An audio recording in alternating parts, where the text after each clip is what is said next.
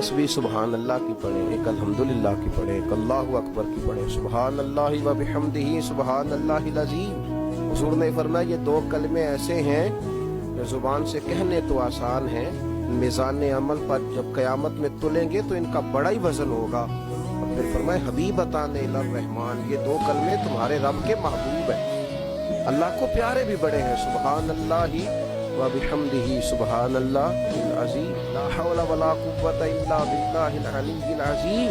ये 99 बीमारियों से शिफा है। और आला हज़रत रहमतुल्लाह अलैह ने हदीस लिखी है कि नबी पाक अलैहिस्सलाम ने फरमाया उनमें से हल्की बीमारी ये है कि ये पढ़ने वाले का अल्लाह गम दूर फरमा दे। गमों से निजात के लिए ला हौल शरीफ में पढ़ें, फिर इसके साथ साथ हस्बुनल्लाहु व निअमल वकील इसकी तस्बीह करें।